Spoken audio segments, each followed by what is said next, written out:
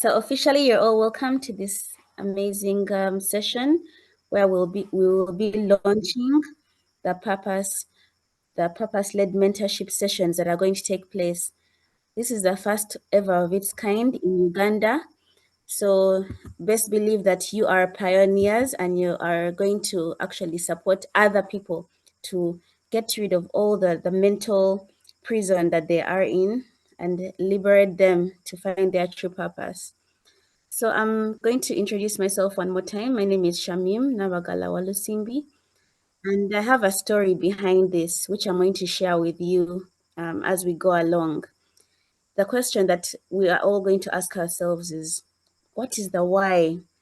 What is the reason that we are here, that we are in existence? In other words, what is our purpose?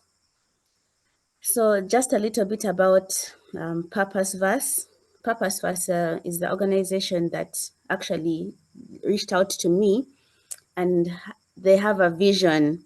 They want to see an impact not only in their country of origin, which is Kenya, but in the world. So they saw the potential in me. I'm glad. And they requested me to see how to encourage other people to join in. And we have this movement together because there have been proven record of people transforming based on this mindset change initiative. So Purpose First is a purpose-led initiative that works with individuals, leaders, and organizations towards achieving purpose-led transformation and transgenerational redemptive impact. At Purpose Verse, we believe that every human being and organizations have a redemptive purpose that should positively impact people. It should also impact the planet and transcend beyond generations.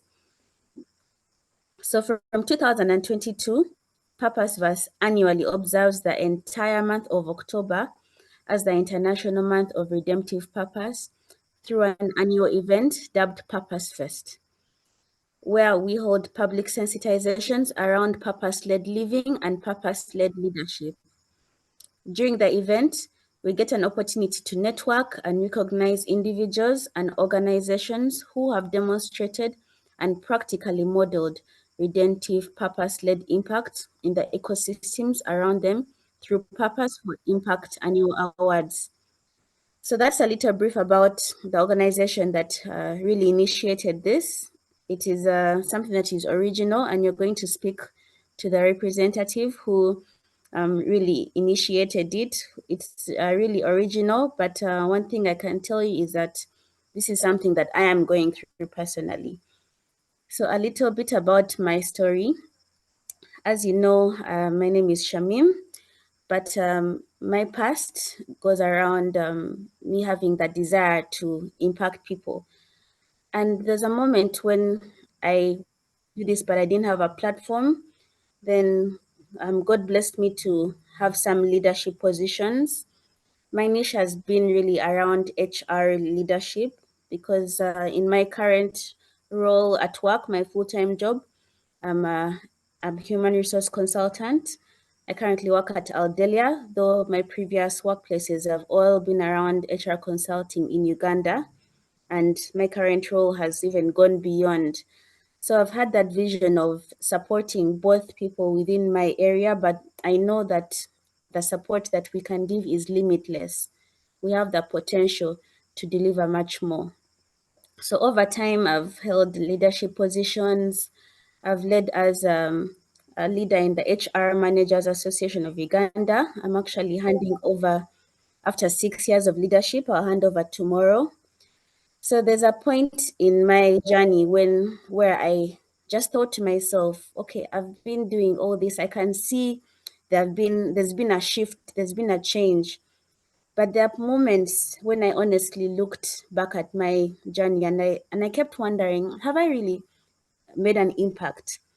Have I really helped people? Like I did get feedback, but there was still that feeling of emptiness. There's that feeling of needing to impact more.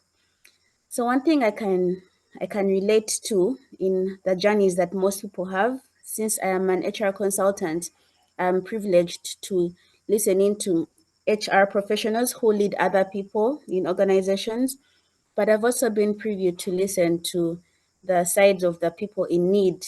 These are people in crossroads within their career, those looking for growth, those looking to make an impact, those looking to promote their personal brands. And it has actually been a journey for me growing through other people. So that brings me to why I decided to contact Purpose Verse to get on this journey. So I'm going to tell you about a gentleman, Gabriel Nyamu, who's going to speak to you later today. He he was one of the speakers at a previous training of HRMAU, and just like I highly believe, and so do you, every opportunity to get exposed, to meet a group of people, to communicate with others, please consider it, because I went for a training and my has changed since then. So that's when I met Gabriel. He actually let me know that he does this coaching and he has this dream of having it launched in many other countries. I picked interest and I said, I know that there is a need, there is a gap in Uganda specifically. It's not only a confidence gap, but it's also directly proportional to the economy. We all know that there's always that moment in our lives when we want growth, we want something to improve in our lives, if not our lives, those of the people that are around us. It's a never ending need that we're all going to face, and there's a point when people will actually come to us and say that we need you to support us through this. So this takes me back to the why. After years and years of leadership, I realized that the one way that we can guarantee that we can make an impact is by actually going to individuals and mentoring them. So many people came up to me and said, I love what you do, I appreciate your work, and I want you to tell me how exactly you do it. When I tried to share with them, they would still come back and say, I've heard, but it's not working. What do I really, really need to do? And just like I shared earlier, there's a point when you say, you know what, I've tried. I think going forward, you try on your own, do some research. So that is something that leads us to affect our credibility as people, and this is going to come to an end going forward. So I'd like to go back to a quote that I shared earlier today about why we are really here. Our deepest fear is not that we are inadequate. Our deepest fear is that we are powerful beyond measure. It is our light, not our darkness, that most frightens us. We were born to make manifest the glory of God that is within us, and it's not in just some of us, it's in all of us. And as we let our own light shine, we unconsciously give other people the permission to do the same. As we are liberated from our own fear,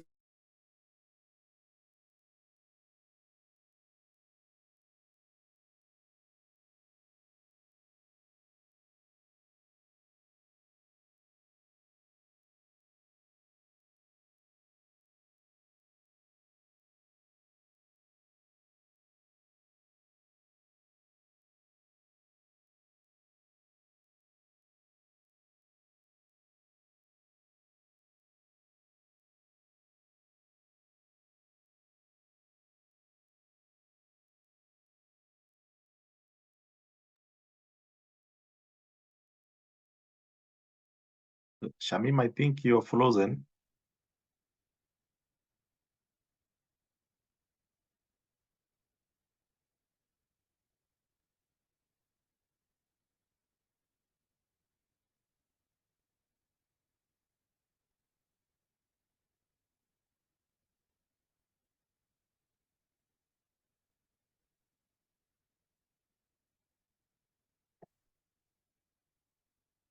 Let's give Shamim some few minutes to sign up back.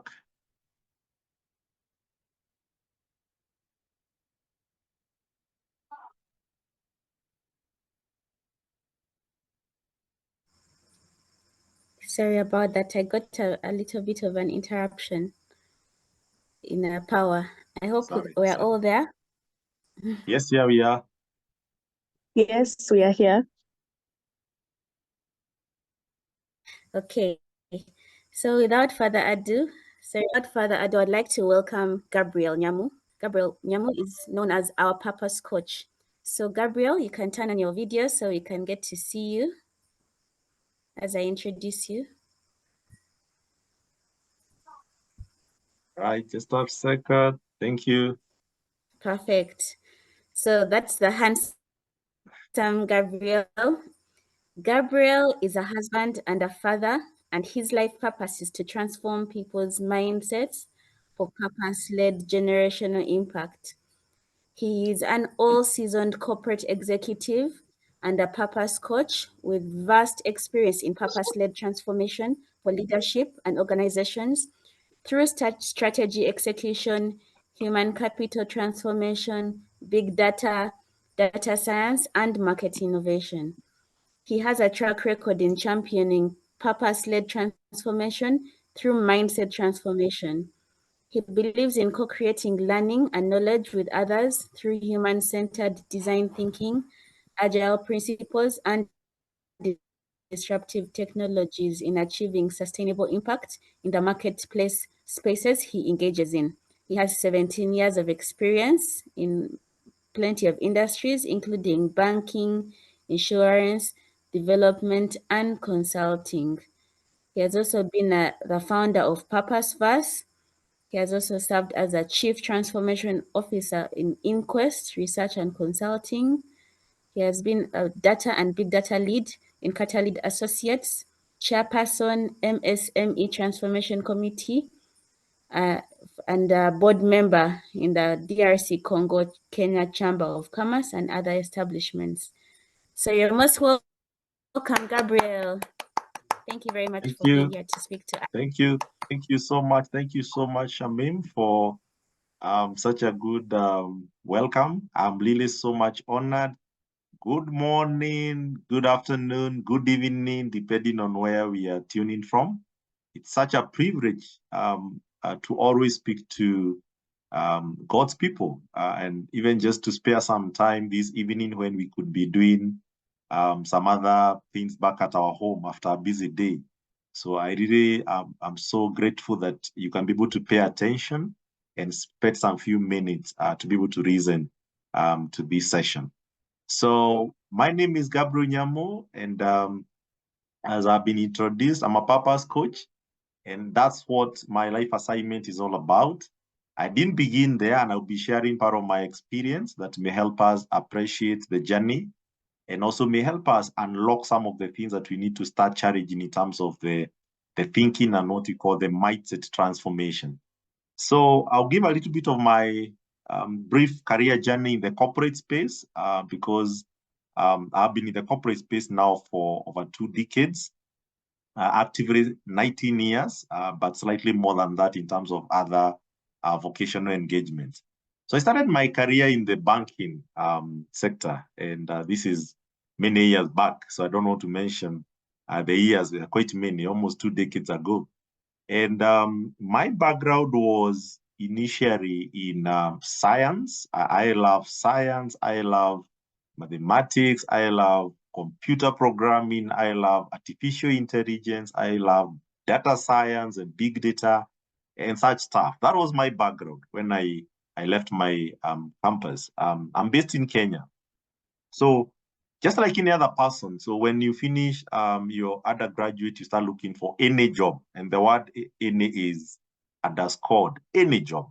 So I was looking for any job. So I started throwing papers all over, of course, and one day, by God's grace, I was contacted by one of the leading bank in Kenya, among the top 2, 3 banks in Kenya. So they contacted me and told me, Gabriel, we saw your application. It was a bright application, and we'll be glad to offer you an opportunity. First of all, I was given a casual opportunity for like 3 months, which is just doing some casual job. And then the person who was calling me told me, we are going to post you in HR. So you're going to be posted where Shamim is, which is generally that's human resource. And I looked at it, I'm like, wait a minute. I love clocking codes. I love programming. I love crunching numbers. And then you're sending me to where people are, where it's more of listening to people, talking to people, interviewing people. I got lost literally, like any other person. I purely got lost. And I was like, wait a minute. I don't think this is what I was envisioning to be able to achieve. Well, I gathered my courage and I went and I started doing some HR work, of course, because I didn't have any background in HR related work. So I started, of course, being trained how to schedule interviews, how to shortlist candidates, how to schedule interviews, how to do filing, all those critical work that in the beginning you'll do as a starter. And it's in that experience that I think my life was also being shaped up. And in the beginning, I didn't know. So what happened is that I was able to rise to a position we call a section head within 3 years. And in that year, I was posted in a section that we were doing benefits. Benefits means paying salaries for everybody. And the bank had around 4,500 employees. So it's not a small bank back then, almost 20 years ago. 4,500 employees. So I process payroll, I will process benefits. Those are medical insurance, all those things that HR will do. So in the third year of my employment, the bank was going through a retrenchment. So we were releasing something we call LPO, a public offering to list the bank in the Nairobi Stock Exchange. So because of that, we needed to kind of downsize what people call retrenchment.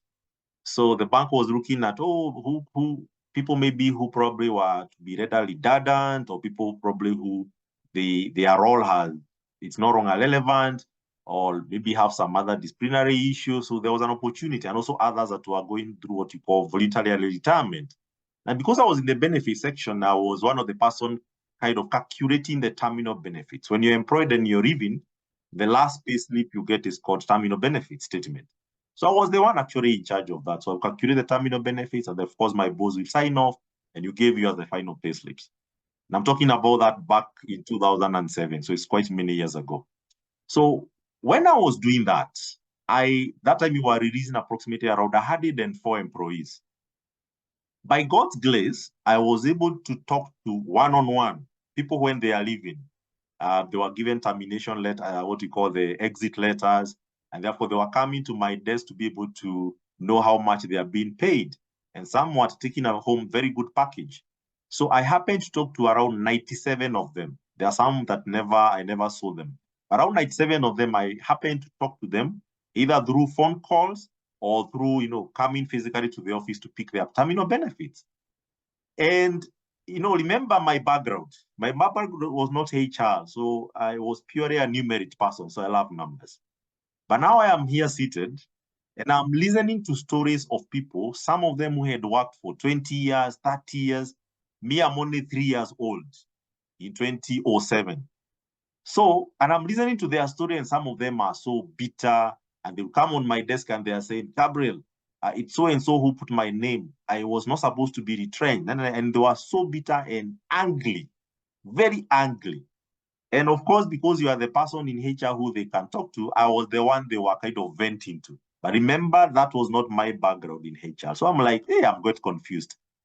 And I remember some few interaction in that context that where I met, I talked to around 97, 94 of them were so bitter. That's a very high percentage, almost 97%. They were very bitter. They were kind of blaming their bosses, blaming the bank, blaming everybody else for being sent home. And you can remember that time is when banks were going through what you call the initial computer age, digital transformation, the first phase before the recent one that happened around 15, 10 years ago. So I interacted with this lady who had served for more than 27 years. All the children had finished school. She had actually parented everybody. So she was what you call an empty nest. Imagine you have brought up all your kids. They are all gone home and kind of to the job market. They are working. And most of them actually working abroad. They were not even local. Then the lady, of course, had established herself. She was a landlord, so she's receiving some rentals. She was doing some nice farming. She was running quite a number of property and some other businesses. She sat on my desk that time, and she told me, Gabriel, I know you are not a decision maker, but let me tell you something deeper in my heart. I feel like I'm going home empty. I looked at that lady, I'm like, wait a minute, you're saying you're going home empty? Then I started looking at what that empty mean. She has brought all her children up. They're actually working abroad. She is driving the top, best car that time. She was living in the top 2 estates in Nairobi. Was in HR, sometimes you have an access to a lot of information. So I know where she was staying. And all your children, there's nobody who is actually like, you're not paying diapers for anybody. And you also have businesses. You are a landlord, literally. So why won't you not just go and, you just enjoy your rentals and your business investment and your harvest in the farms and the lunches she was running and enjoy holiday, go and spend time with your husband and, enjoy holiday. And I didn't understand exactly why she's telling me she felt empty. When I interrogated, it was a sense of that she has worked on many years, 27 years, but even at that point, at her almost 50s, she still felt she has that debt she has not paid. And what is that debt? The reason why she was born. And that's when I started questioning the issue of purpose. And I was like, wait a minute, what will make somebody feel empty despite that you have finished, you have passed degree, you have your MBAs, not even one. You have probably even advanced studies, you have a PhD, you have risen to the director level in an organization, you have succeeded in terms of building wealth, meaning it's not somebody looking for any financial stability. No, it's no longer surviving. But why would still somebody feel you are empty? And I felt like, I think somebody needed to have told me when I was in high school, I need to question that life is not just about working, doing a business, of course, bringing up children, which is okay, and we need to do. I'm a father and a husband, and we need to do that. But there's something attached to your life that even if you do other things, I know there are people here who are looking for jobs, meaning you've just started your course and you're desperately looking for a job. Nothing wrong with that. But at a point, you may discover actually that even that job itself is not fulfilling. There's a lot of emptiness where if the direction of your success is not in line with why you are born, you will never get fulfilled. So I started my journey of discovering, why am I here? I don't want to work again. And then I feel empty like that person. And after my work, because I worked for 13 years in the HR experience and rose up to become a head of a department in HR, I interacted with a lot of people. And every time I interact with people, some people get promotion and later they'll come and tell me, I still feel empty. There's something I'm still not getting. I'm like, but you've just been given a directorship. You are a regional manager. You are a senior director. Why are you still feeling empty? Those questions always came to my desk when I was practicing my HR frontline. And I said, God, I think I want to come up with something. And I felt that I'm called in that space to help people leverage their life purpose in their career. You continue being whatever you are, whether you're doing your degree and your diploma and your postgraduate, that's okay. But make sure it is in the direction of your life purpose. Because at one point, you'll feel empty, even if you succeeded, but in the wrong direction. Last year, I do a lot of executive coaching. So last year, I interacted with an executive in a very big organization. This is a person that I had mentored and coached before, and she always desired to become a CEO.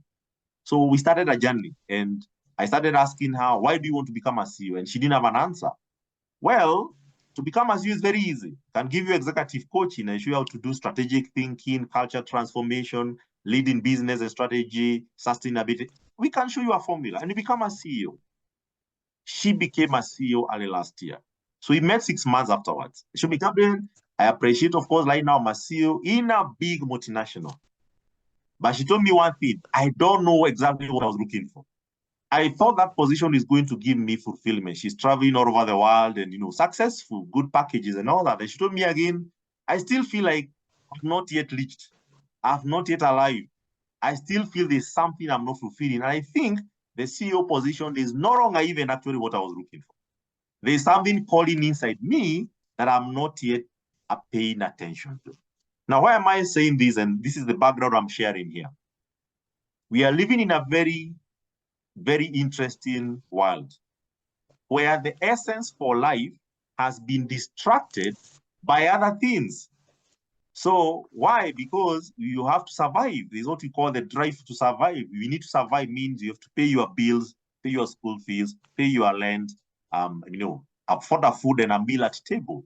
And sometimes those things get so much preoccupied in us that we don't question, wait a minute, am I here to survive really?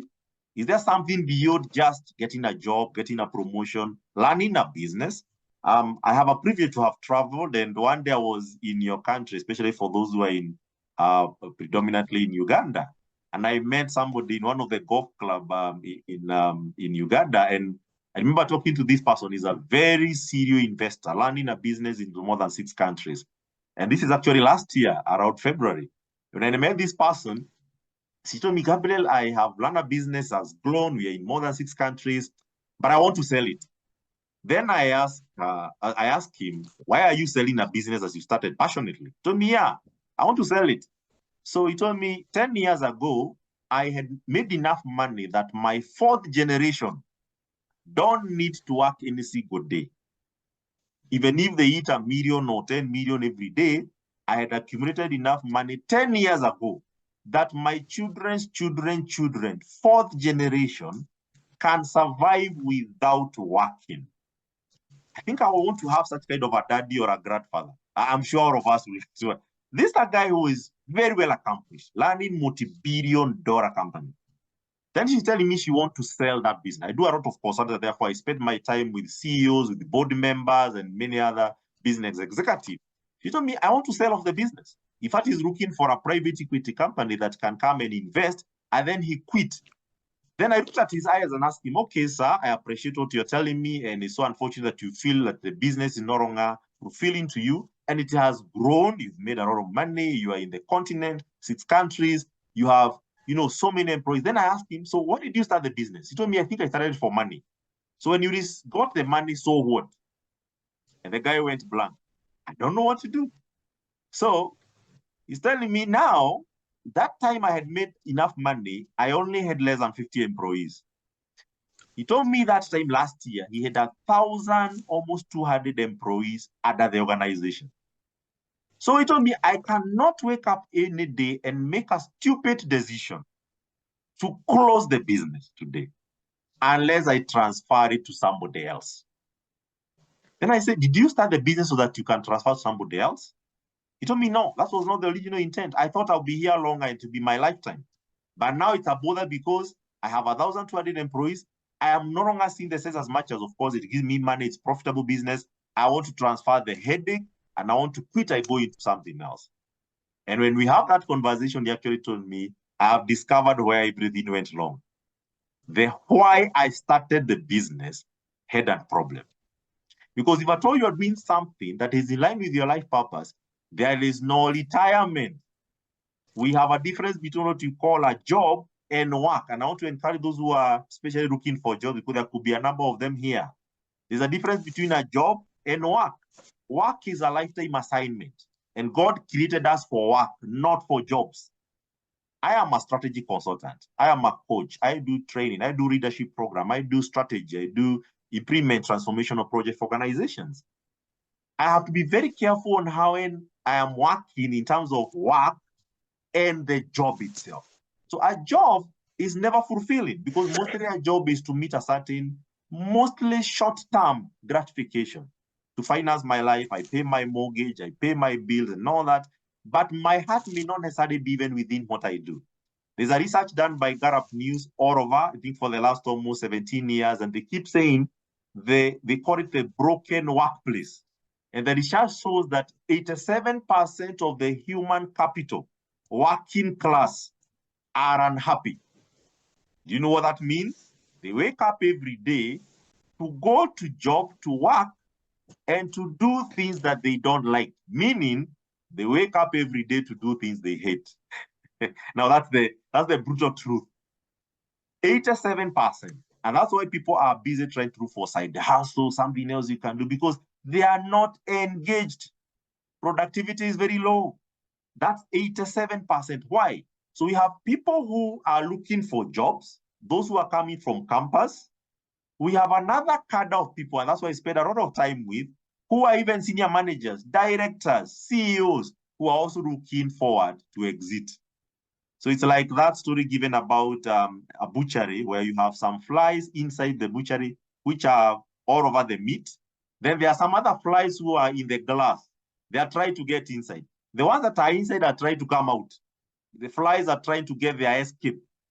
The ones who are outside, these are fresh graduates or people who are probably looking for jobs. They are busy looking for jobs. Now, apparently, that's the reality of life. So those who don't have jobs are looking for jobs. The ones who have jobs are unhappy. They are actually blaming their bosses, blaming toxic workplace. The bosses are giving them a lot of work. They are a lot of, they are actually unhappy. So those are the ones who are working. Then you ask yourself, what's the meaning of this workplace then? If at all those who are looking for jobs, they are busy and anxious to look for get the job. The ones who are already working, you think they are happy, they are actually looking for escape.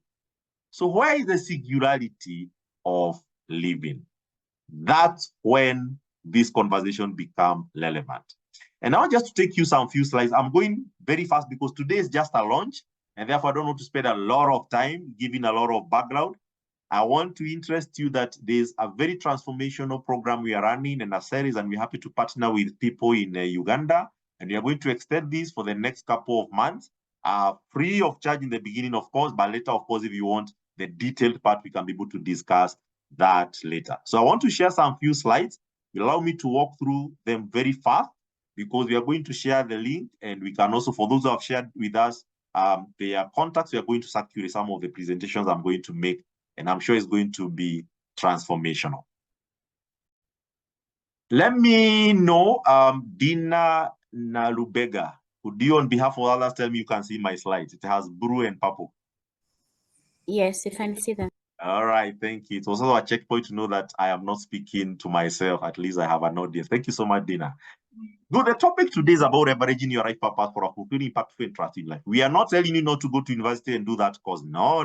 We are not telling you to not to start a business. No. However, direction is better than speed.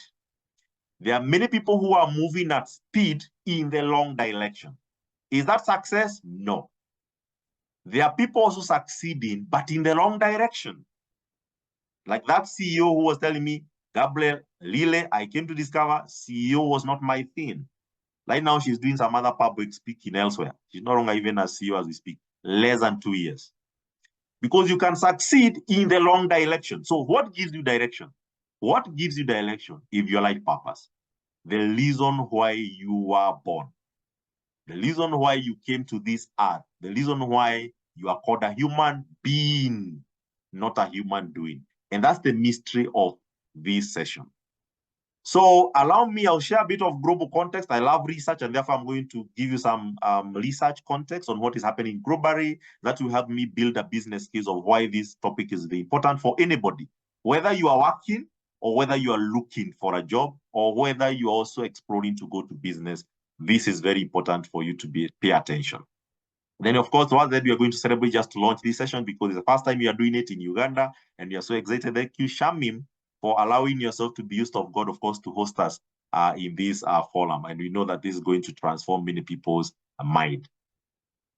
Now, there are some things I call 9 grave mysteries in 21st century. We know we are living in the 21st century. We are no longer in the 20th century. And this is a very interesting age of time.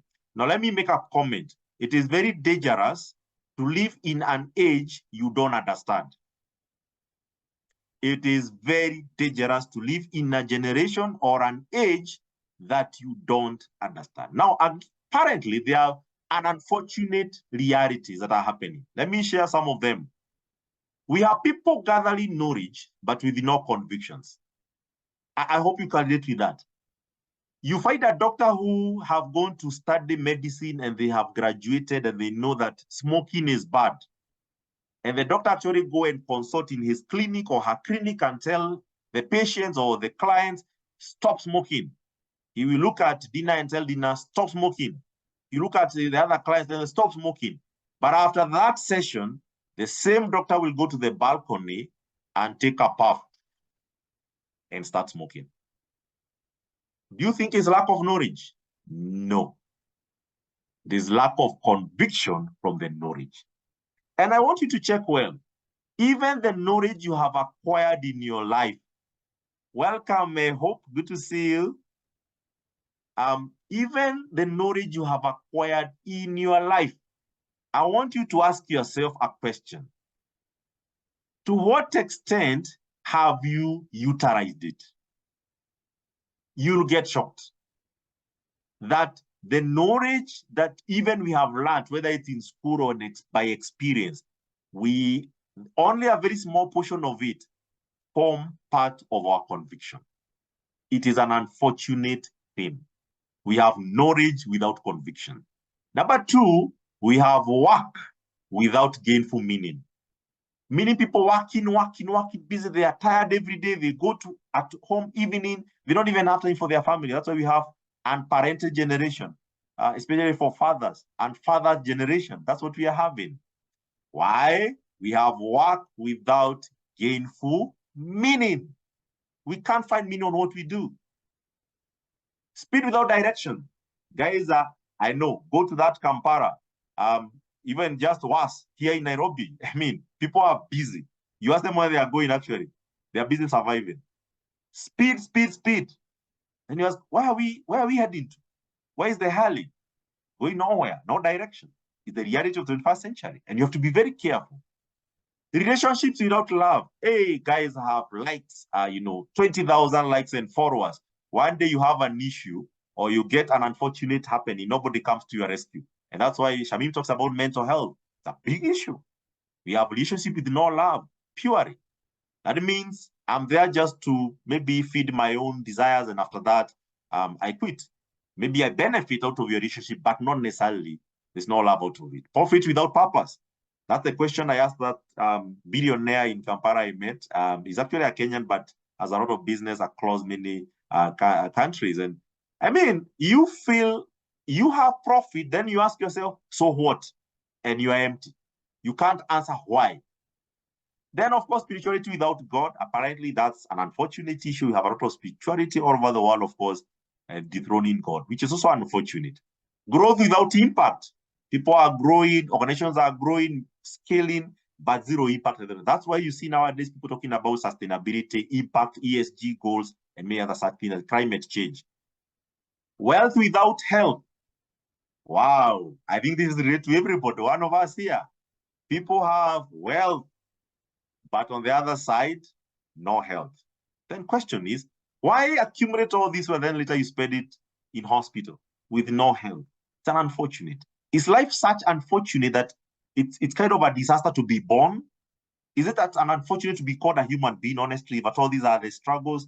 No. And lastly, intelligence without absolute truth. We talk about AI. I'm a data scientist technically as a profession, and therefore we do a lot of AI consultancy, big data science, and a lot of other stuff like that. And I love such space. Can I assure you, we have a lot of intelligence, but not every intelligence is truth. There's a lot of lies and deception in the market. So you may think that we are getting civilized, we are growing to become more advanced species of humanity. We are no longer animals, for those who believe in Darwinism, what you call evolution theory. Yet, when you look at the state of man, it's full of intelligence, but there's no absolute truth. So question for us is, what is the solution out of all this? There's something we call worldview. And this is something we cannot exhaust. We can talk about this and talk about for a whole 1 day, a whole 1 week seminar on just worldview. You only see the world the way you see it. That's a reality. We call it worldview. And let me give you maybe an assessment here. So what you see actually, in fact, you become a slave to what you know, and you see what you know. So most of the times you face reality by looking at what you see, and that's what you see, interpret, and within your frame of reference, you actually convert it into reality. So become a slave to what you know, and what you know become what you see. So a good thing here. Can you tell me what is, read for me that statement? Maybe I need to point. Christina Boaka, could you read me for me that statement on the screen, kindly? I'll make this interactive. Read for me that statement.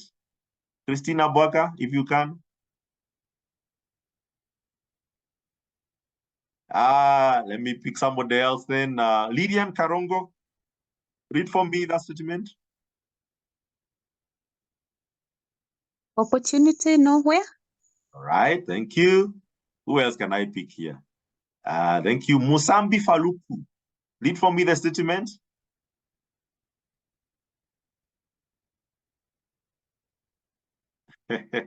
Don't fear. I'm looking for a gent. Where is the boy child here? Justin Okunzwe, read for me the statement. Let's engage. Let's engage. I want us to engage and learn together. I think your network is shaky, Justin. Opportunity now here. Opportunity what? Just repeat boldly. It's something you've mentioned, or you put it on the chat. I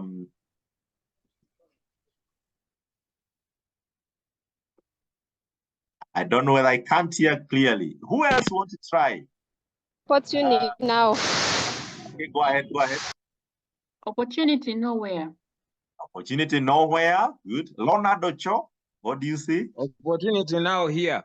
Oh, Nasa Zubai. Opportunity now here. Good. Now, I would have given you so many elusive images to help me, lead for me, but we don't have that time for now. So you can lead this statement as opportunity nowhere. Now, the moment you read that statement, opportunity nowhere, what happens after that? Even when you go to the street of Kampala and Entebbe and all that, let me tell you, you'll be doomed. You'll be seeing no opportunity, because that's what the flame of the might is, and that's the power of the mindset. But there's somebody else who is saying opportunity now here. Sorry, that statement, I think I needed to correct it. Opportunity now here. So it would be nowhere. Opportunity now here. So it's up to you. So you can see opportunity nowhere and opportunity now here. Now, when you read those two statements, what happens? When you read opportunity nowhere, you get into a space of scarce victim mindset. No opportunity. People are blaming government. There's no employment. No. Sometimes it's actually your mindset. Opportunities are there. But the moment you read opportunity now here, it invokes a certain sense of, even your alertness, sensitivity to opportunity that I imagine never pass you. Because when the mindset admits something, that becomes your frame of reference. So you talk to two people. I travel a lot. I was in Kigali sometimes back, and I happened to talk to some few people, natives from Kigali, Rwanda, and you are in a meeting in two people. One is telling you, we are nearing election. We are likely not to get business. So because of the election that is happening next few months, so one person is telling you, we are likely not to have any business. Another person looking at the same experience, same environment is saying, no, I see a complete economic turnaround. And I'm very opportunity that, of course, we are going to make it and we are going to have more opportunity. It is time to grab the opportunity when it is there. Two people faced with the same reality of life, but viewing the reality differently. That is what is happening even in this space of career world, in the business world. If you view life as life does not have meaning, has no purpose, you will live a purposeless life. If you view life that life has a meaning beyond just growing up, earning a living, it's beyond that, automatically, that's how your life is going to be adaptive. Let me learn a bit more faster here. So direction and foundation is better than speed. I talked about that. The fact that you're doing a lot doesn't necessarily mean that you are getting more done. That's just a philosophical statement. Do not mistake motion with progress. I have met people doing their third degree, second PhD, third master's, and I'm asking them, so where are you going? So there's a lot of activity, a lot of motion, but no progress. You're not even making an inch. Imagination is very impactful. It's always good to have the intuitive power of imagination that God has blessed us with. Any product of design can only achieve its highest form of being or existence if its original codation and the intent that created it is fulfilled. Now, that's a statement we can decode for the next one day. That any product of design, I have a mug here. This mug here is supposed to keep hot water for me, and I can keep sipping some hot water with lemon and ginger, and it is built with a design. The design automatically explains its function. Now, question is, what is the design of humanity as a human being? We're going to talk about that in a few.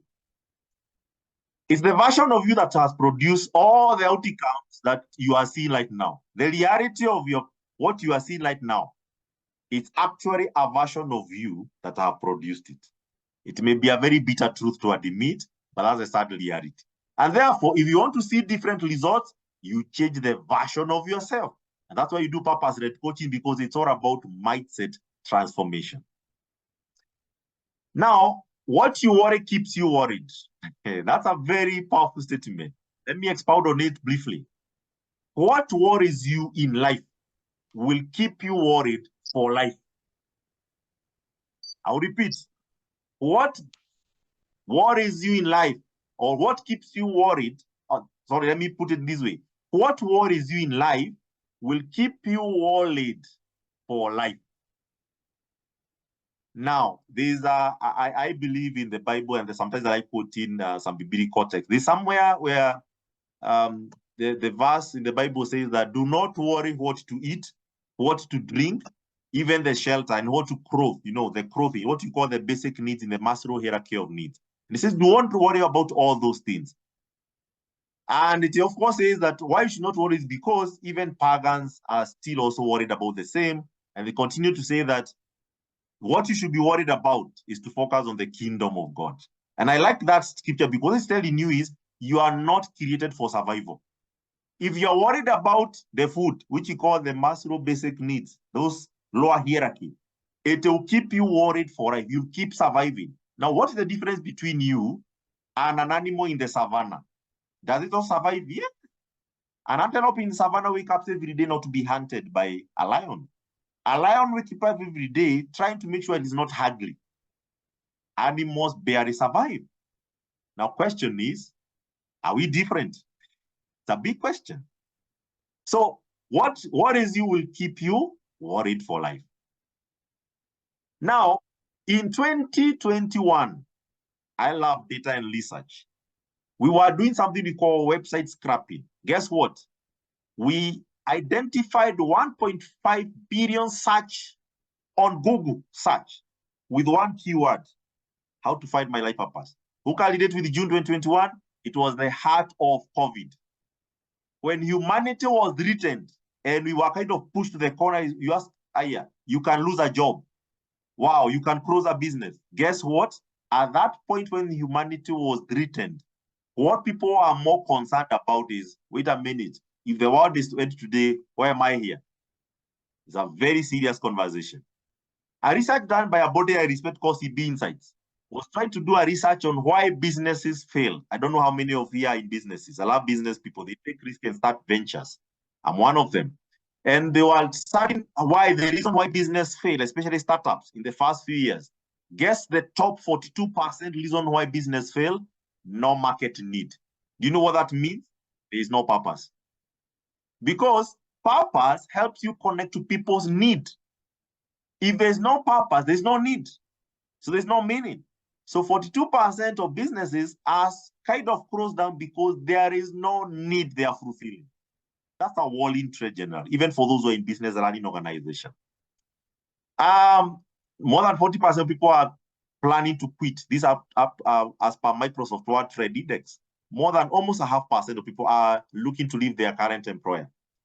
You are likely to go through 60 transitions in life before you die. If God gives you 70 years, 8 years, you're likely to go through almost your lifetime is about change and transitions. We talk about that in another session. Science, of course, is talking about we are all entangled and we are all one piece of unified nature, and therefore you impact me, I impact you. It's a very interesting discovery of quantum physics. Then only 15% of employers are supporting employees to fulfill their life purpose. Then Harvard Business Review 2022 again, that's last year but one, released an article on, I think it was in January 13th, and they said One role that every organization should have, and so the most emerging role in many corporate organizations is a role they call Chief Purpose Officer. So what is happening all these things about purpose? You know, why is it a consistent thing? Mission-driven organizations, these are organizations that, of course, are purpose-driven. They are attracting more people than the profit-centered organization. This is per another magazine published in LinkedIn called Executive Search Review Newsletter. That companies and organizations that are more building a culture of purpose, they are likely to attract more people because people are able to find the meaning on what they do. Even if you pay them even less, they will work for that meaning because everybody will be part of a big thing, part of something that is contributing to the society, contributing to the planet, and also impacting people. McKinsey, who we respect a lot, is a global authority in consultancy, says that when employees find work to have meaning, purpose again, their performance improved by that 3%. And they are 75% more committed to their organization, meaning retention. They can work a long time. And they are 49% likely not to leave the organization. Now, are you here in your HR professional? This is the hack for you to retain employees. Build a purpose-led culture. So I'm going to go a bit more faster. We asked people why they started business. 67 started a business because there was passion. You know, when I love doing something, I love baking, so you start a bakery. I love traveling, you start a tour and guide company or travel company.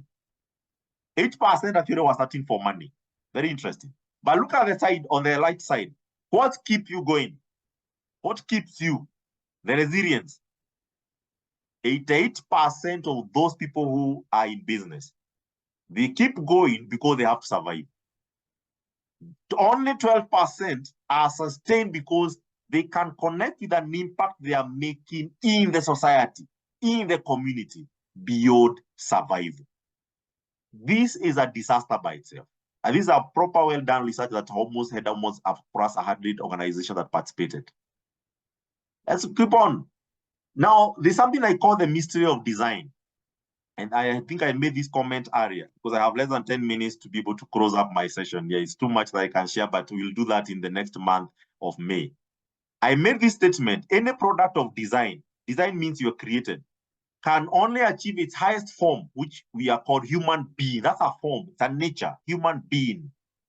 And potential, which is creativity.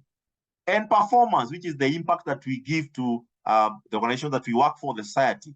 It can only achieve that when all the initial conditions, the intent and the force that created it are aligned and fulfilled. So if you are created, or let's say this is manufactured, this cup is manufactured here, it can only achieve its maximum potential, what you call the human capability for human being. If the original conditions, and that's why when you buy something, you get a certain instruction, a manual telling you, store these in 20 degrees centigrade, because those are initial conditions. Only when the initial conditions that made something, when they are fulfilled, you can achieve maximum potential. So my question for you, what was your initial conditions when you are born? It's a big conversation. We may not have time to talk about that. Now, let me give you a very interesting analogy here. I'm sure we love flowers. We have ladies here. Kindly wave to me if you love a flower. You love flowers. Just do a thumb up, probably. I want to make sure at least you're following me. Thank you. I can see 3 thumbs up. All right. You guys don't love flowers, honestly speaking. I don't have ladies here. Oh, thank you. Thank you for this up. Now, let me give you a mystery of flowers. This may shock you. I spoke to one of a scientist who is in this space of study of plants and all that, a scientist. And he gave me a revelation to me. Gabriel, you know what? If you go to the flowers, there's a mystery there. There are some insects that only gravitate on specific flowers. You can see an insect on the yellow flower there. And it looks like that is the habitation. It looks like even fit that. Then you can look at the other insect on the other one. Looks like, I think this kind of fit that context there. Anyway, don't look at the colors themselves. But he told me one thing. There are some insects that are only attracted to specific flowers and not other flowers. And they can kind of get their main habitation in specific conditions of those flowers. So you find them in the yellow flowers, you not find them in a white flower, for whatever reason. He told me there is a reason for that, because that flower is not just a color. You are seeing a color because you're a human being. To some other microorganism, that is a world. It's kind of an ecosystem. That yellow, that purple, that's what it's an ecosystem by itself. And when you destroy that ecosystem, you are destroying a whole universe, like a whole world inside there. Because there are some microorganisms that sometimes you don't even see. You can maybe see them using microscope and all that. So in one flower like that, there are some what you call microbiome, for those who love biology and microorganism, microtechnology and all that. So there's a lot of microbiorganism in one habitation of a yellow flower that you won't find in the other flower. And by that nature, there are some insects attracted to that flower and not the other flower. That's a mystery of design. Another one, do you know why you have eyes in front? This could be a very interesting. Do you know why you have eyes in front? Why don't you have eyes on the side? Like chicken or like the eagle or like the cows. You know why? There's a mystery of design in that. It is because any created species with eyes in front is a predator. What do we mean by predator? A predator is a dominating, kind of a species that exercises dominion. And that's why human beings are the ones that dominate world. There's no way virus will come and dominate the universe. There's no way antelopes will dominate Earth. There's no even lions by themselves, as much as they have eyes somehow slightly in front, but they're not like in front like the human being. There's no way they will dominate the world. And for those who love the Bible, of course, the Bible talks about that. Go ye and dominate. Only human being, even the nature of our creation, even if you believe there's no God or there's God, that's a different conversation. The nature of the design itself proves something. You are here to dominate. But what you cannot dominate a space you don't have a domain. Now that's where the catch is. If you are meant to dominate, then you need a domain to dominate in that domain. And that's what we explore in purpose-led coaching. Why do you have, we call them opposable thumb. The thumb is opposite the other finger. That one I won't tell you. Maybe we'll discuss that in the purpose coaching. Why you have an opposable thumb that you can take a grip. All these are mysteries of design. Whether you believe in God or in nature or creation, whatever it is, personally, I like believing that there's a creator. The nature of how you are designed, you as a human being, prove you're here for a reason. You're here for a purpose. You're not here just to pass through space-time and the life ends like that. No. There's something beyond that. So there's a scripture, of course, that I like sharing here about David that says that after David served the purpose of God in his own generation, he fell asleep and, of course, worried. Question here is that the purpose was God-given. That's why we discover it. You discover your right purpose. It's a service. Service to who? To humanity and to the planet. Number 3 is for a generation. Your purpose is linked to the generation we are living in. You cannot serve a purpose that is for 17th century. No. The reason why you are born in 21st century, you are not born in the 17th century. When we do purpose code, there's something usually do exposition around. Why do scientific revolution took place in 17th and 18th century? Galileo Galilei, Faraday, Isaac Newton, all of them came within a certain 1st century, 18th century there. They discovered electricity, magnetism, the law of physics, the law of motion, all those things. The reason why we can be able to fly with airplanes, we can pitch rockets in the space and orbit system and all that. All that came within a certain, the mathematical explanation of nature and gravity came during only one certain age. Now we are no longer in that age. Now we're in the other age where we are now saying, okay, we have intelligence, AI. We are in the age of empowerment, the age of knowledge. And we are almost moving to the next age, actually, which we call the 5th industrial revolution. We are in the 4th industrial revolution, but we're almost moving to what we call the 5th industrial revolution. You need to understand that generation. Your purpose is linked to that. So another one is a scripture again. We are God's masterpiece. What is a masterpiece? A grand design, created in God's image, of course, to serve or to do good things that he planned for you. So what is that God had planned for you before you were born? That's the question. So there are principles of design, of course, in this, because we are purely masterpiece. Meaning a masterpiece is something you take time. You take time to design something. That's a masterpiece. That design is for a function, is for a purpose, literally. So it's very critical for us to have this. However, there's something we call the human dilemma. The human dilemma is that we are always chasing the drive to acquire. I want to buy property. I want to buy the new car. I want to acquire a title. I want to be called a doctor, a professor. I want to acquire material wealth. We have a drive for acquire. It's a human nature. We also have a drive to board, to relate, because we are human beings, we are social beings. We have a drive to learn. That's why you even came to this webinar. We have a drive to defend. That's why you want to get wealthy so that you defend from poverty. Or you want to live in a gated community so that you are safe. That's a defense issue. You have a drive to feel because you have emotions, because we are human beings. However, only purpose validate the essence of all these 5 drives. Because on the other side, we have 3 categories of why we do what we do. The acquiring, the doing, and the being. I want to focus on the last one. Have you ever asked yourself why you are called a human being? Maybe in the meditation tomorrow morning, I want you to focus. Why are you called human being? Why are you not called human doing?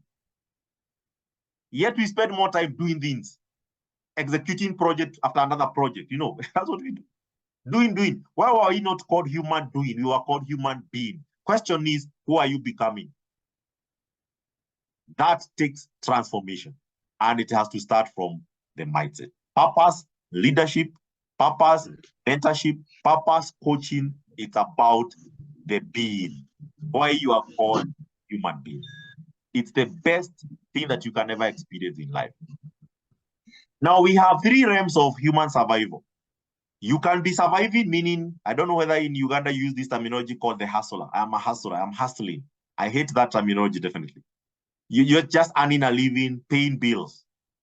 Hustle, life is a hustle. It's like you're striving to barely meet the ends meet. And I was there. I worked in the corporate world for more than 13 years in the financial services, banking, insurance service, licensed to the management, Canada. And of course, now moving to business also. Sometimes you can also hustle, but you're in business, but you're also a hustler. Then the second dimension is something we call engagement, where you can account time. Engagement is where you can measure productivity and performance every day. Meaning, I can account from 8 to 5 what I was doing. So I was busy. Now, you can be busy, but not in business. Busy is, you can have business, B-U-S-Y-ness, business, but not in business. So people are busy every day, but not necessarily that they are making an impact. At the end of the day, they are tired, but they feel no meaningful, gainful work, mental health issue, no meaning. But there's a certain dimension we call impact, LEM, where it's fulfillment, there's legacy, well-being, and it's redemptive to others. You are literally impacting humanity and also the planet, because you impact either people or the planet. That last purple LEM is what we cover in the purpose-led coaching and purpose-led leadership and purpose-led mentorship program that Shamim will be coordinating for us in Uganda. Now you may be asking me, okay, what is this purpose? Purpose is the reason why you are born. Now we have 4 dimensions of purpose. There's something we call universal. That is purpose for everybody, including the stones, cockroaches. I met another person who told me, Gabriel, even a mosquito have a purpose. Yes, because it's created, but it's a universal purpose. It's part of the microorganism. It's bio. It's balance in the bacteria and the microorganism in the space.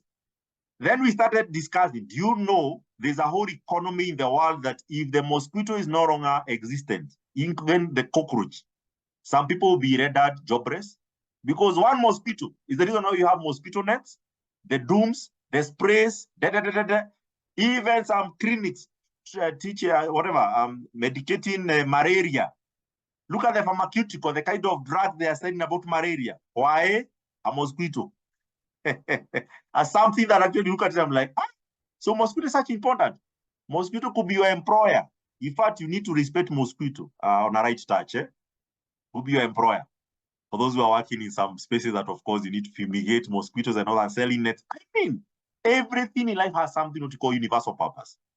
Now you have what you call humanity, the purpose of humanity, why you are called a human being. There's a purpose for the generation, and finally, the purpose for you as Gabriel, you as Shamim, you as Eves, you as an individual. We call that the individual purpose.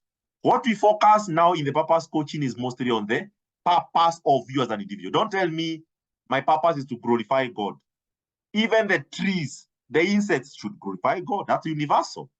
What is your specific space in that? And I'm going to show you a purpose mapping that if you can answer 5 questions, as I come to almost the end, you are almost kind of getting the mystery of purpose-led living. Now, we will be talking about these benefits later, but why do you need to live life that is purpose-led? Number 1 is improve your mental health. Anybody who actually is doing what they're supposed to do. The reason even we have mental health issues is because sometimes people are doing things they hate. Imagine waking up every day, as I told you, got up news, 87% of the broken workplace, people doing work they hate. You are so excited to look for a job. When you get that job, 1 year down the line, you hate it. But you still have to continue working. Why? Because you have to earn a living, survival. So you want to improve your mental health? When I discovered my life purpose, I was working in a bank. I will share my story later because it's a long way and as I've shared it in many channels. But when I discovered my purpose, that's back in 2009. What I did, I never resigned. And purpose does not mean when you have your purpose, you resign. No, I didn't resign. I worked actually for another 5 years in the bank and also insurance space, still employed before even I went into my own ventures. But what happens is the period that I was serving before I discovered my purpose was a struggle. I was struggling like anybody else. In fact, I hated Mondays. I loved Fridays. You are coming on Friday, you are happy, but your weekend is coming. When I discovered my purpose in 2010, 2009 towards the end and 2010 now, I was looking forward for the Monday. I remember talking to one of my boss and telling my boss, do you know what? I'm not your employee. I'm your impact partner. I'm here partnering with you to fulfill the organizational mandate. You're not employing me. I have my purpose, but now it's for me now to identify how I can leverage my purpose in my workplace. Instead of looking at my employer as an employer, I started looking at my employer as actually as a sponsor to help me expedite my purpose. Now, the first ever leadership program I ever did, I did it in 2010 in my employer space. And because I was in HR, I started using my own employees as the guinea pigs, for lack of a better word. Because I'm already employed, I have access to these people. I could tell them these are the concepts, and they'll tell me they are benefiting. They didn't know I'm experimenting my program. There's a program I call the JET Leadership Program. I started in 2010, and I was using my own employees as my own test, experiment. And it started working. I'm like, wow, it's working. So because I was no longer an employee now, but I was still excelling in my job description. But in addition to that, I was fulfilling a higher mandate. So you want to get your mental health issues, get your purpose. You get your life being happier, fulfilled. It's also where your gifts, all of them, collapse to serve one purpose. When you find yourself serving like a side hustle, you're not living your purpose. Other 6 benefits, you're able to be engaged more. You're deployed, that is. You're able to leave a legacy. A question I ask everybody is, what will be the story to be written for you 200 years from today, written backwards about your life? Do you know what? It's not about the title you held. Oh, Gabriel was a CEO. Yeah, it will be nowhere. Much of it will be the impact you left behind, which you call the legacy. Legacy is not something you start building when you are aged 60 years. No. Even at 19 years, a teenager can start building a legacy. I wish I knew what I knew when I was in campus. I would have done more amazing things. You also avoid wasteful investment. You might stop doing that second master's. I love education. I'm already improving my learning. I unlearn and learn new things. But if your learning is not directed towards the enhancement of your ability to execute your purpose, you will still do another one. So you find somebody is doing their third PhD, third master's, and they are still unhappy. That is wasteful investment. Healthy relationships, because you can connect better and collaborate. Resilience. In fact, a research was done during COVID. Purpose-led organizations are more resilient during COVID than the ones that are not purpose-led. Then, of course, you redeem people and you redeem the planet and, of course, the people that are around you. Opportunities for you as we launch this, we are just about to launch. As we launch this, is that we have opportunity for you to join a global purpose-led movement. And my colleague Patience, I think, is going to post a link there. You can join our WhatsApp group. We have created a unique WhatsApp group for Uganda alone. You will not mix with other people. So kindly, you can join a purpose-led movement. We are going to support you, especially between now and June, free of charge, up to June. Of course, we are going to share with you a current of other events we do. For those who may need more personalized attention or more deep or in-depth, then of course, we can be able to give you more details afterwards. Between now and June, kindly, you have an opportunity to go through these sessions for free. So you'll join that community. Then you'll also access group leadership, or people we are going to invite to come and share their story, like the way I'm sharing my story. I have quite a number of people over the world who will come and share their story about how they have been able to live purpose-led life, and that will get you inspired and motivated also to live your life purpose. And let me tell you, it's the most fulfilling, impactful, and transcending life that you can ever live. Then that way, if for those who may want to advance in some of these, we are going to allow you to do something called Certified Purpose-Led Coach. You want to become a certified coach? We have a certification program later, of course, for those who may want to be coaches of other people. So if you want to become a certified purpose-led coach, not any other coach, certified purpose-led coach specifically, then you have a chance to become that. And you'll also be liberating other people. You'll be empowering other people out there who are lost, who are confused about life, in career, in business, and you can be able to be the helper for them. So there's no opportunity for you. So the advantage of attending this session is that you have a pathway that later you can actually be able to get into that space. And I'm sure it will be very fulfilling for you. And this is something that you are going to enjoy. Now, I promised about a purpose map. Let me talk about it quickly. If you can answer these 5 questions clearly with precision, I can almost tell you, you are living a purpose-led life. Number 1, define your personal conviction of needing people or spaces or planet which calls for a redemptive action, and you are the one to do it. Clarity of the convictions of your need. The need in people and the planet and the space. That we usually take almost 5 good weeks or 7 good weeks to just talk about convictions alone. It's a heavy topic. If you get clarity on that, you actually set a foundation. Number 2, who do you impact? The specific niche. You don't impact everybody. You don't impact the whole world. The world has 7.8 billion people. You are not born for everybody. No. There's a specific niche, a subset of the whole world in which you impact. And that could be people, spaces, or the planet. Then how do you impact them? Which redemptive grace do you dispense to them? That's another place where we take even several weeks to discuss that. And then number 4 is, how do they change? The people you impact, how do they change and transform? We call that the model. And finally, how do you multiply and sustain the impact across generations? That's transcending legacy. If you can answer these 5 questions comfortably, with a dimension of also the becoming, who you are becoming, you actually are purpose-led. But I can assure you these questions are very tough. They are not very easy when you go into the final details of them. And that's what we'll be answering later along the way to help you navigate through this journey. So what's next? We have 4 programs that we'll be learning way later. This may happen from July, where we have something called Fit Living. Fit Living is the first mode. It's a 10-week series. Fit means fulfilling, impactful, transcending. Now, fulfilling is to yourself. Impactful is how you impact others.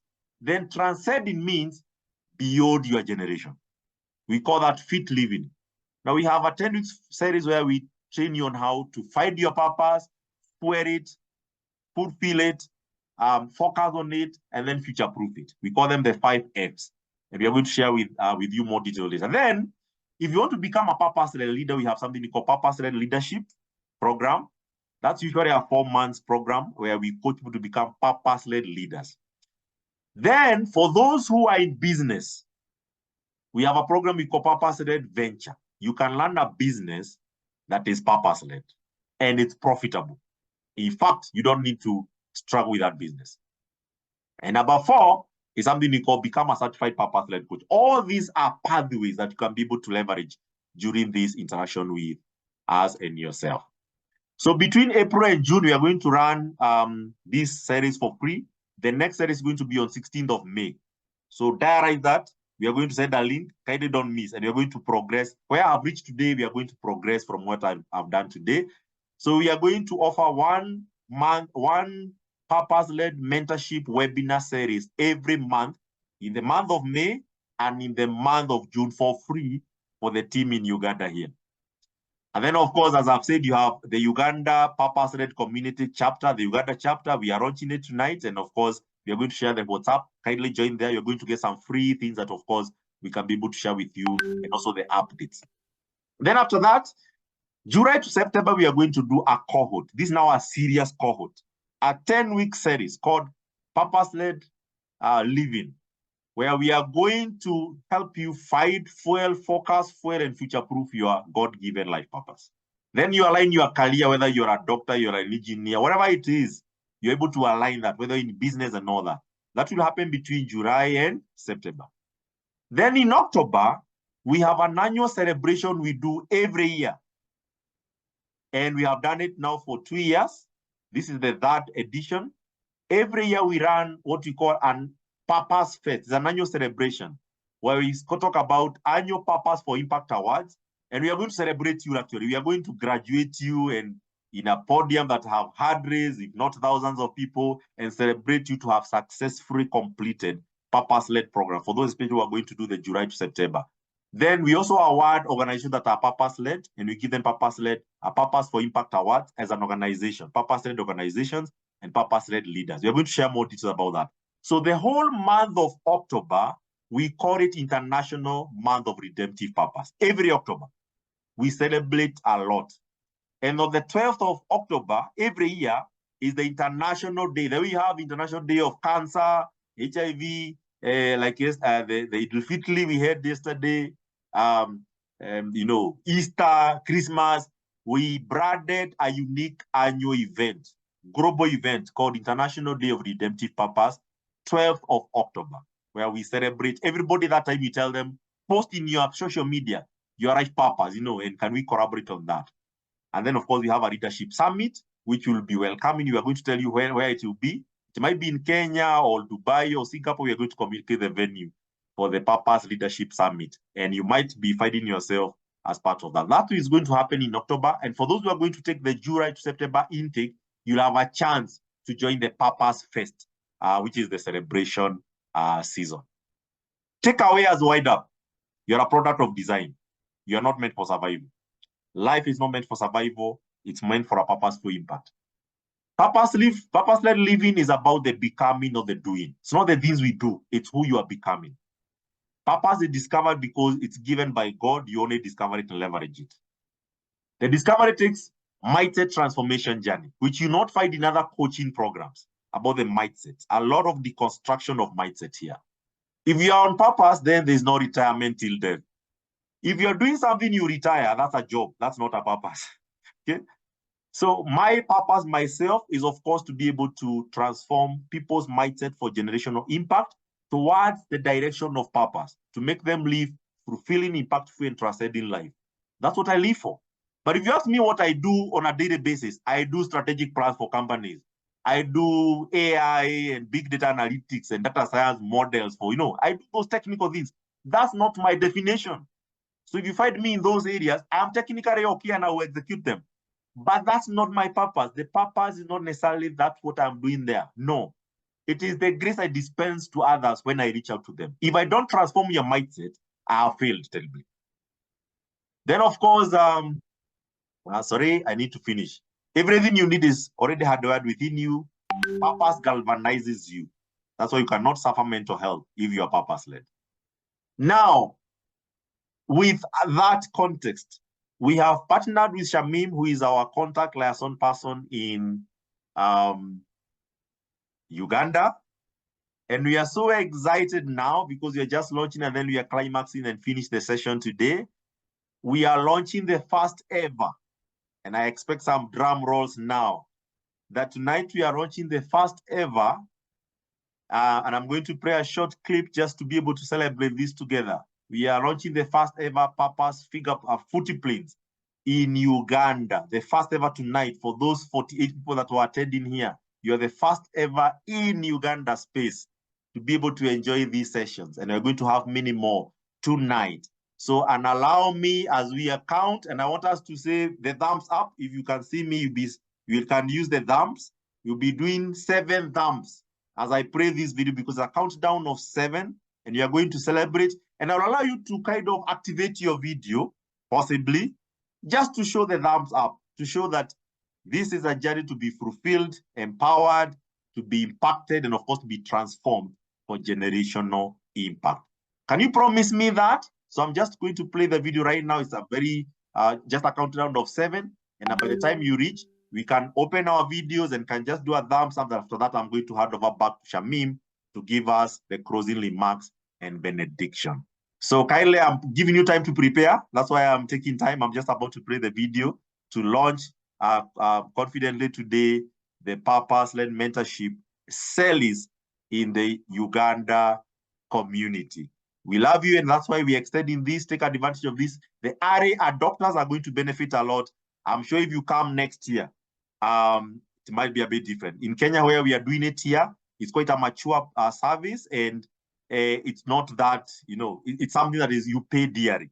But for you, extending for you being the first cohort and being the people that, of course, are launching this, you'll have a chance to enjoy a lot of stuff that we are going to share. So in the count of 3, 2, 1, I'm going to pray the countdown. And I hope at least with this is going to be beneficial for all of us to see what. Let me stop sharing and then I share again so that I make sure I get all the audios right, to make sure at least the sound is clear. Let me see whether I hope you're preparing yourself. Intact so that you can be able to show thumbs up as we gradually launch in the count of 3, 2, 1, and then I land the countdown.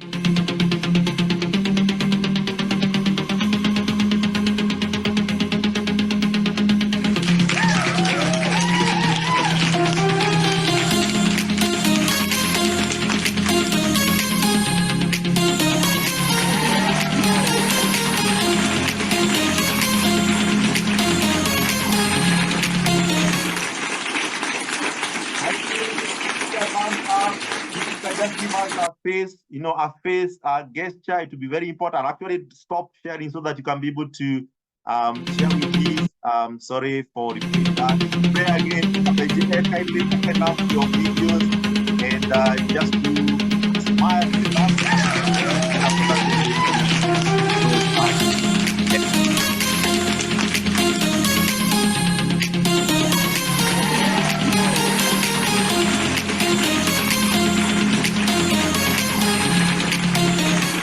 and with all that and with celebration, allow us to gracefully introduce our Uganda chapter lead for purpose-led mentorship. Will be coordinating our activities within Uganda, and that's none other than Shamim Walusimbi.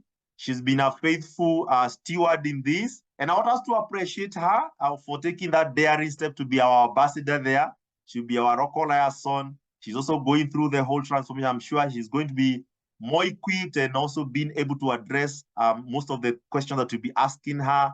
And I know it's going to be transformational and impactful as we continue this journey together. We're also going to learn from you as well. We are going to customize the program to fit the Uganda culture as much as possible. I have a lot of network within the Uganda market, and Shamim is going to give us the leadership there.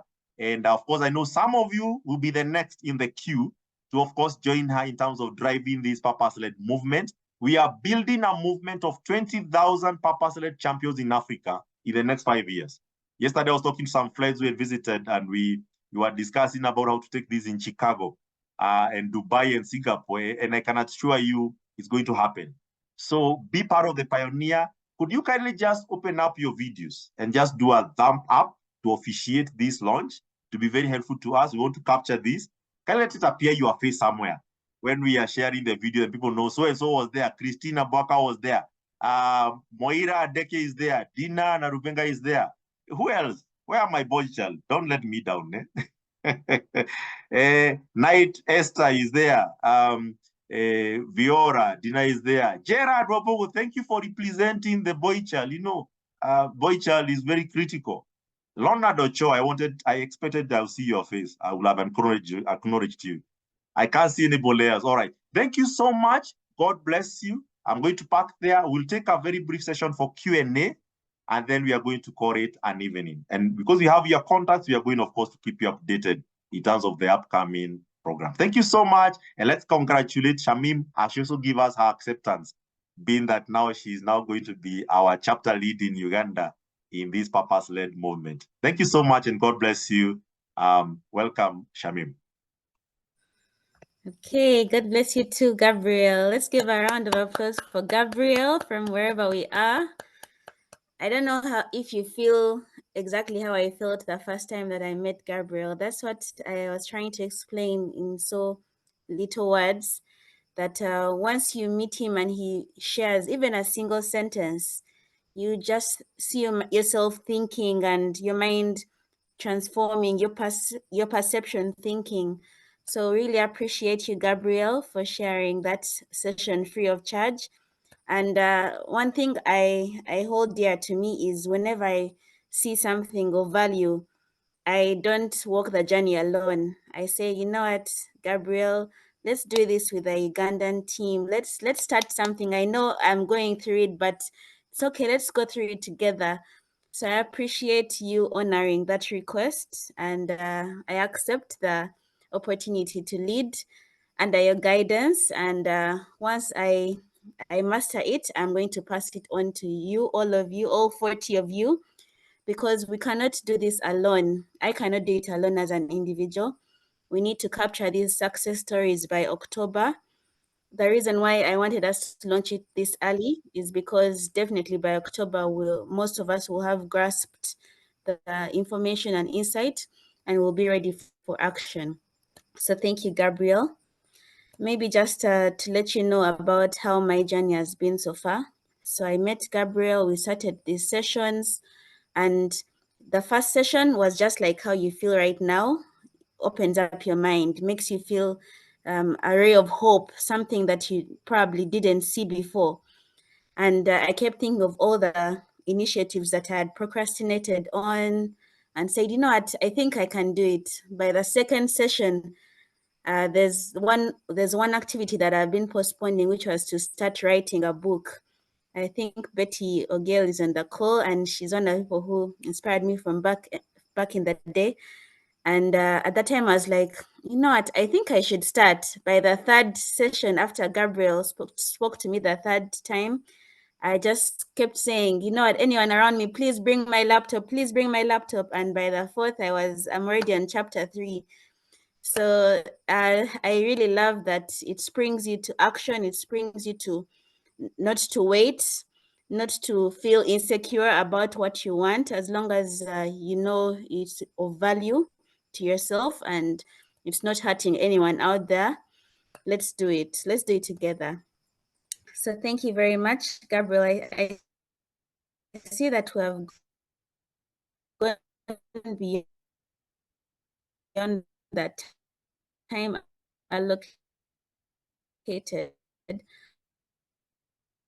So maybe I'll just ask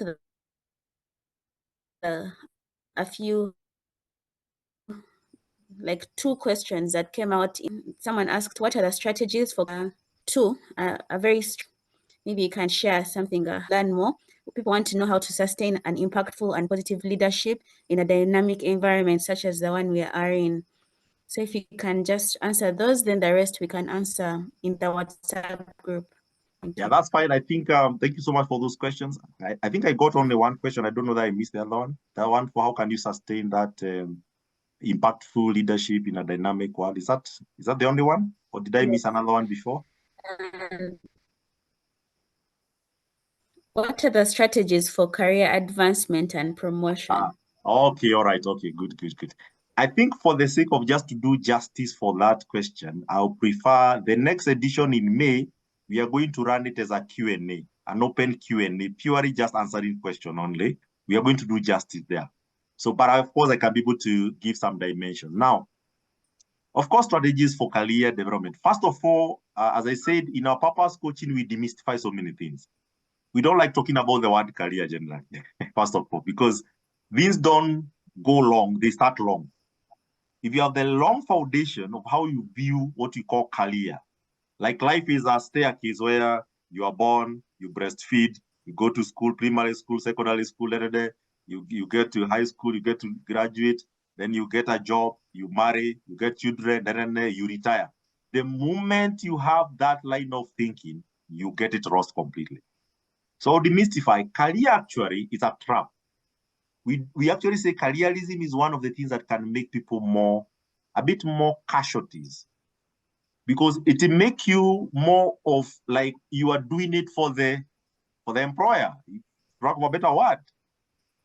So when it comes about what you call career growth and career acceleration strategies, for me, the first strategy is to make sure you are clear why you are doing what you're doing. I met a person who was,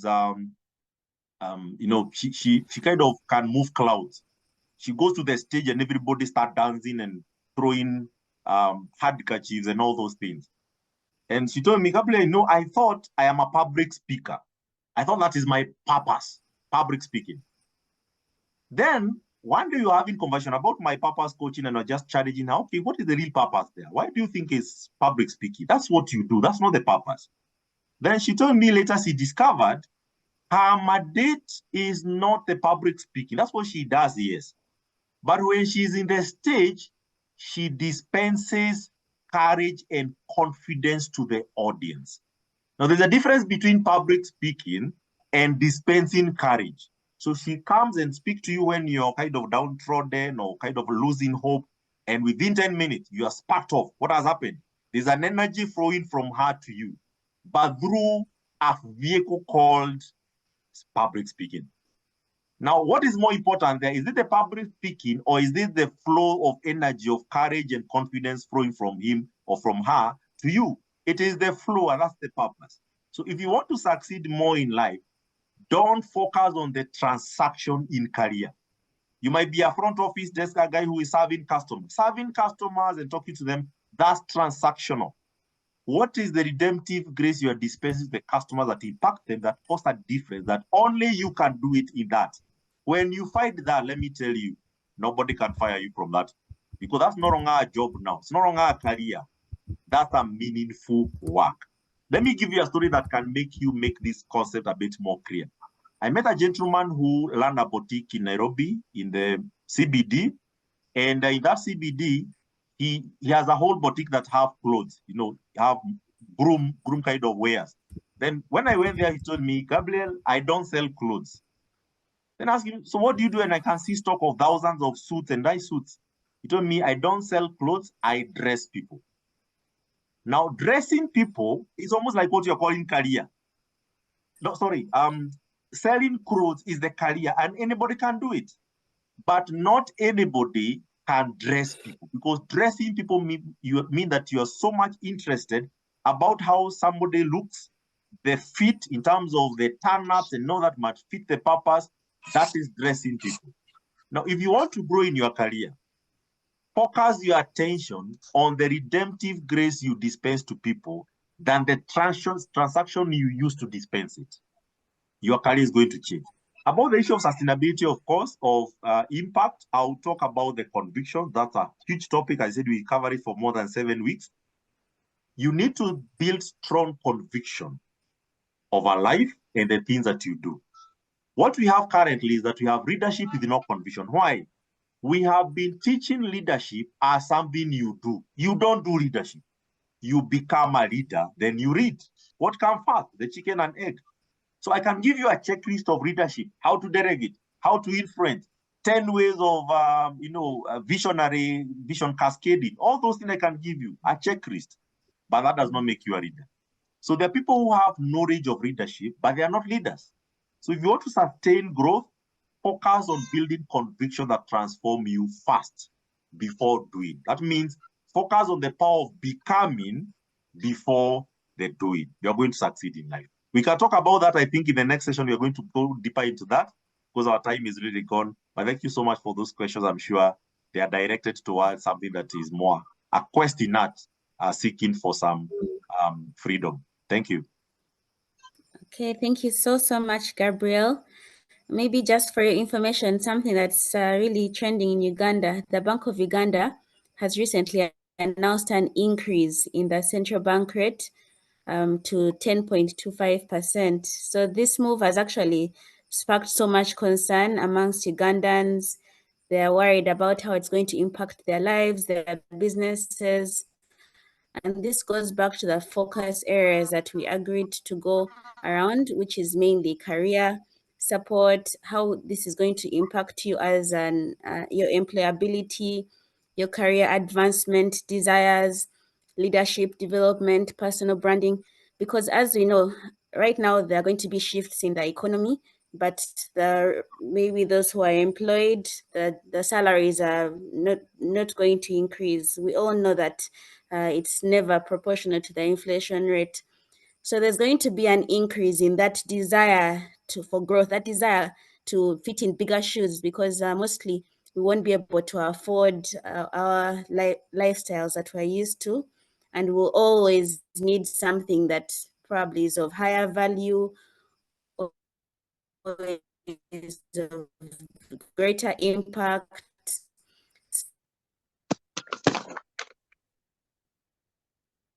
So that's one of the reasons why I requested Gabriel to kindly with these sessions. The first session is being free of charge. We don't know if it really works. We want to be sure about it, and then we want to also share it with others. So thank you so much. I pursue this information with. I'm a recruiter by profession, so whenever I get them, I've decided to create my own database, such as public speaking. They also come to me, so I've created my YouTube channel, such that whenever I train someone in public speaking, I will post their video on my YouTube channel and get them to get visible, to get out of their comfort zone. So I've also started writing my book that is to help motivate people who are feeling lost and are afraid to come out. You know, there's that category of people who don't want to be seen as vulnerable. You want to show that you're strong, you don't have any problems, but deep down, you're wondering, why is it that I can't afford my lifestyle? Why is it that I'm not getting where I want to go?